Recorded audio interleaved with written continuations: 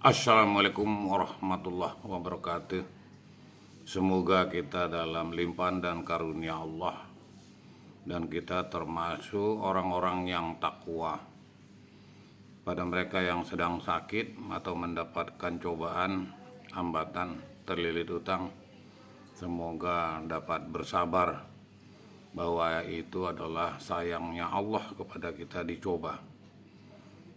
Adapun edukasi kita yaitu 10 alasan kenapa laki-laki harus sholat berjamaah di masjid. 10 alasan kenapa laki-laki harus sholat di masjid. Memang ada ulama mewajibkan ain ya, fardu ain. Laki-laki umumnya sholat berjamaah di masjid, atau hukumnya sunnah saja. Akan tetapi pendapat terkuat hukumnya wajib dengan beberapa alasan. Jadi ada yang mengatakan itu sunnah, ada yang mengatakan, namun banyak yang mengatakan wajib. Jadi Allah langsung memerintahkan, ini perintah Allah dalam Al-Baqarah 43. Disuruh kita mendirikan sholat, menunaikan sholat kita itu, bahwa kita juga diperintahkan zakat. Jadi kita disuruh menunaikan sholat, tunaikan zakat, dan rukuklah beserta orang-orang yang rukuk. Jadi ini perintah sholat. Yang kedua, saat perang berkecamuk ya, saat perang berkecamuk tetap diperintahkan sholat berjamaah. Maka apalagi suasana aman ya, suasana tidak berperang di Indonesia ini kan aman ya. Jadi azan mengumandang, memanggil, mengingatkan, sehingga perintah langsung dari Allah dalam Al-Quran. Kita bisa lihat di An-Nisa 102. Jadi perintah tentang sholat.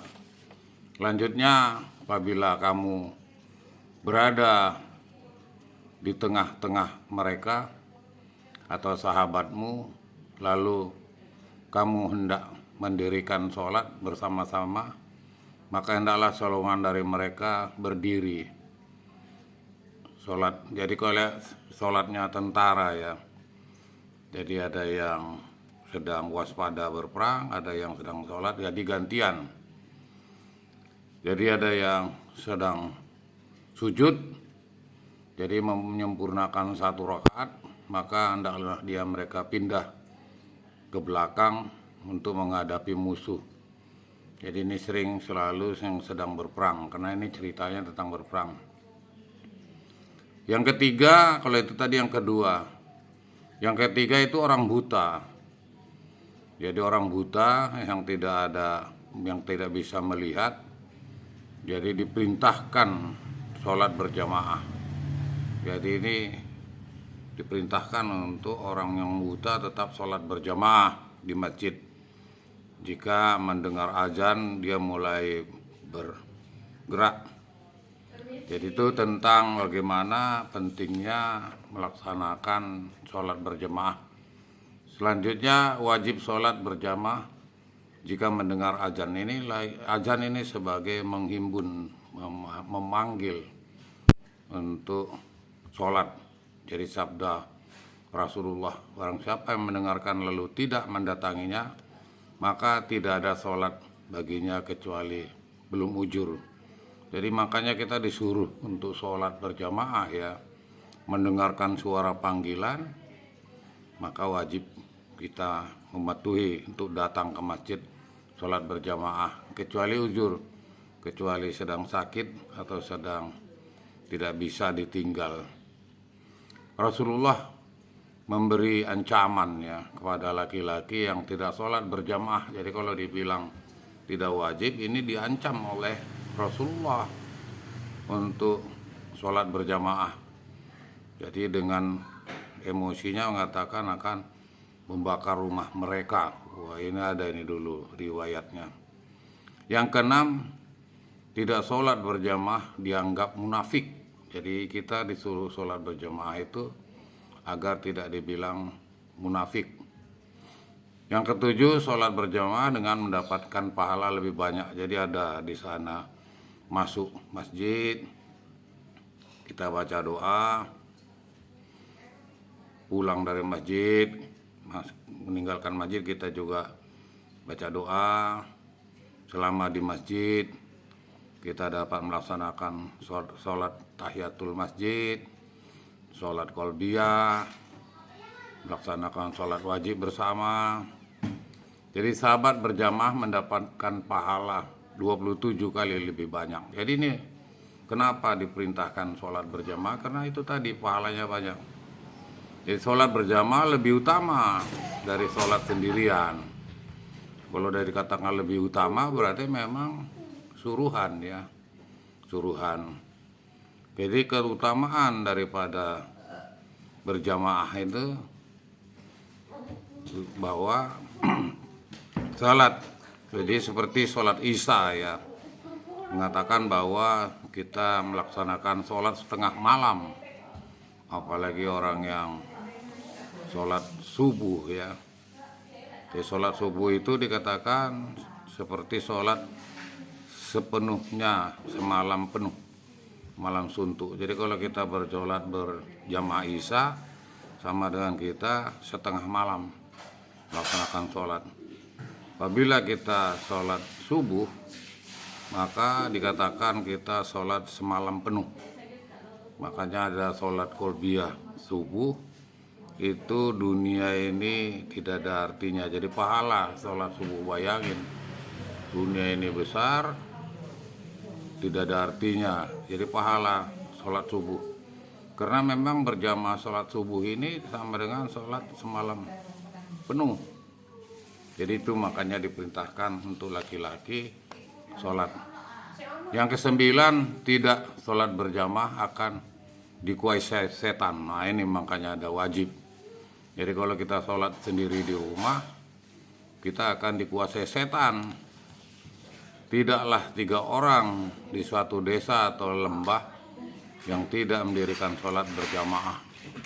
Jadi ini setan mengincar terus ini, menguasai kita. Itu yang 9. Yang 10, yaitu amal penting yang bertambah. Jadi amal-amal kita pertama kali dihisab yaitu sholat. Yang dilihat adalah sholatnya. Apabila timbangan sholatnya bagus, maka lancar kita ke surga. Apabila sholat kita kurang, maka cenderung ke kiri, maka ke neraka azab Allah, untuk siap-siap kepada mereka. Jadi sholat ini perintah, wajib dikerjakan. Jadi ada beberapa ini, terutama sholat berjamaah, yaitu satu, memenuhi panggilan azan. Jadi panggilan azan, karena di azan itu Allahu Akbar, kita jawab. Ada kewajiban menjawab, dan sedang azan tidak boleh berbicara sesama jamaah.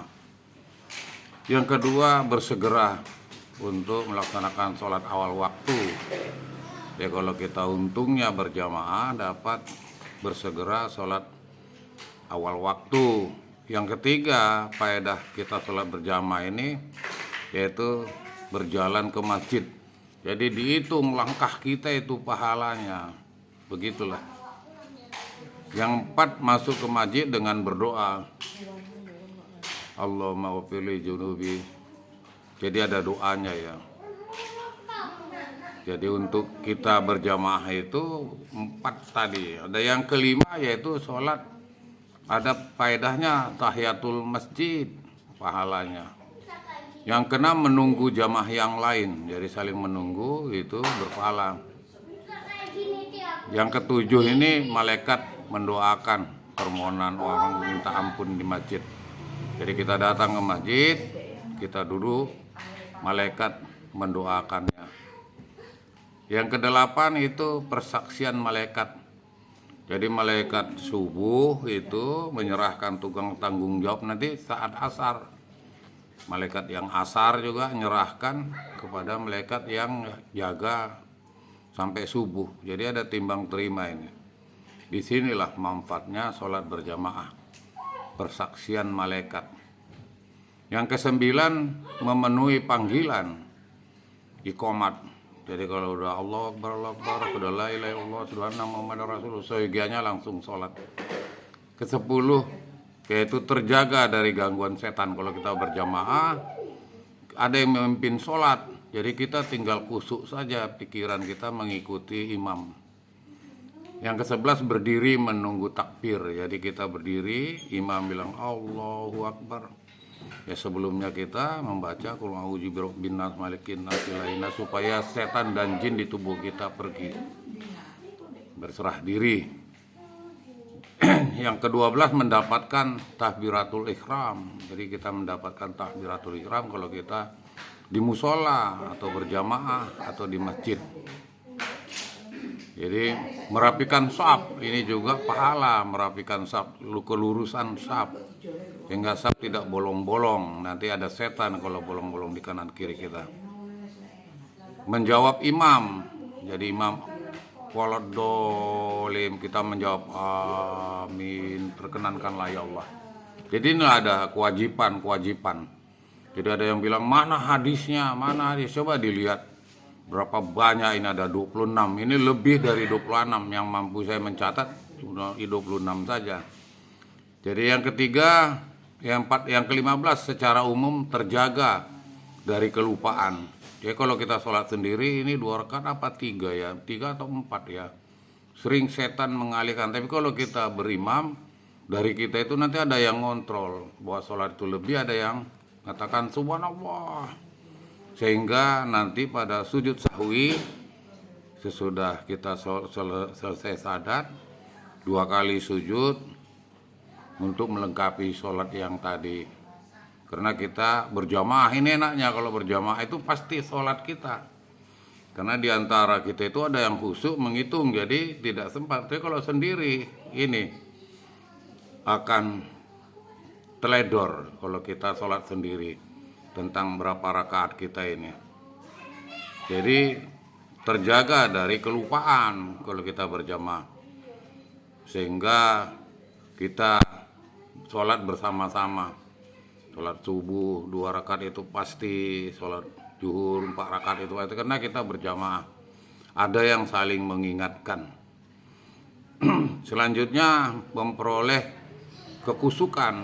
Jadi kalau sholat berjamaah itu kita kusuk daripada sholat sendiri. Jadi setan lebih sulit menggoda.